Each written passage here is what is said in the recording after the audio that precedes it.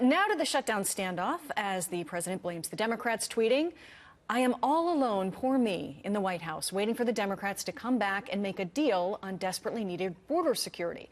At some point, the Democrats not wanting to make a deal will cost our country more money than the border wall we're all talking about. Crazy." Joining me now, Kevin Sheridan, GOP strategist and former spokesman for the Mitt Romney campaign and RNC, and Robin Biro, former Obama campaign regional field director and Democratic strategist. Thank you both for joining me on this Christmas Eve. Wonderful to see you both. Good to see you. Let's talk a little bit about the timeline. This is what Mick Mulvaney had to say on, I think it was Fox News Sunday. The Senate went into recess until at least Thursday. That doesn't mean it will be before Thursday till we hear something back, but I don't think things are going to move very quickly here for the next couple of days. He's talking about the next couple of days. Could we see things potentially stretch into a week, potentially several weeks? Robin, what do you think? You know, I honestly do. I'm generally a glass half full kind of guy, but I think this is going to take a while. And you know, we've given part of the way on this deal, but it's not anywhere near the $5 billion that President Trump wants. I think we're going to have to meet somewhere in the middle. I suspect that we're going to get a deal on a border fence. If you notice, the president's most recent language is saying that also, and I think that that might appease some Democrats because, look, we were for the Secure Fence Act in 2006 on a bipartisan manner. I think we can make progress there, Molly. Well, it's interesting you bring that up. There's been a lot of talk about semantics, whether if they can just slide wall out of the documents that are being passed and forth, they could come to some sort of compromise. What do you think, Kevin? Is that the compromise that'll have to happen? And once things slide into this new year, will Democrats hold out until Nancy Pelosi steps in?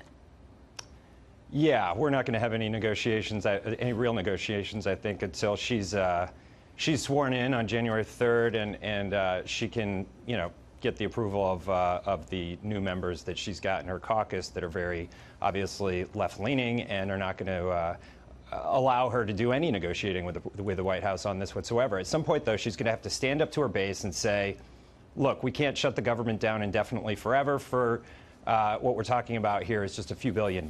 It's not, you know, this isn't going to solve the problem of all border security, but at the end of the day, what are we talking about? We're talking about a few $1 billion, especially between the 1 and the 5. I mean, to keep the government shut down forever for that, I mean, it's not much. And it seems like we're talking a lot about wording as well. There's a fairly new statement here from Leader Pelosi and Schumer on the Trump shutdown as they, you know, as we talk about branding and which sides to blame. It says Christmas Eve and President Trump is plunging the country into chaos, the stock market tanking, and the president waging a personal war on the Federal Reserve after he just fired the Secretary of Defense. Instead of bringing certainty into people's lives, he's continuing the Trump shutdown just to please right-wing radio and TV host. Meanwhile, different people from the White House are saying different things about what the president would accept or not accept to end the Trump shutdown. So they're really billing this as the Trump shutdown. But once Nancy Pelosi steps in and begins to take over, then does the blame shift a little bit? What would the American people think if this goes on for too long? Robin? You know, honestly, that's a great question because it's going to be our problem. And, you know, we just gained 40 seats in the House. That's great. But if we don't actually get progress and get work done, we're not going to be able to keep those seats headed into 2020. And 2020 is going to look not so great for us presidentially if we can't actually deliver and get work done. That's going to require us to work across the aisle and start giving these Americans some of these reforms that they want. That's how Trump came into office, because he was the anti-politician. So we've got to get the message through our thick heads as Democrats that we've got to work across the aisle and get something done, Molly. Here's what one Democrat had to say, Senator Dick Durbin. Take a listen. The president just a few days ago said he was proud to author a shutdown of his own government, that he was elected to be the commander-in-chief and chief executive. It really is in the president's hands to decide. He says it's an issue of border security. I think we know better. It's an issue of his own political insecurity. Political insecurity. You know, this is something that, going back and forth, that they have often targeted the president as being, calling him a toddler, that sort of thing, that sort of language being used, political insecurity, that this is a bone that's being thrown to the right. What do you think, Kevin? What do you think that's the sort of language that's being used as we work towards potentially, you know, we would hope, a solution? That's Democrat spin. Look, the border being insecure is a problem that goes back, and it's to blame, and both parties are to blame for it, going back 20 years or more. I think this is a symbolic issue. We're talking about a few $1 billion to start some serious structure at the border, whatever you want to call it. But the American people have lost faith in both sides of Congress because neither has done anything on it, and both have played political games with it.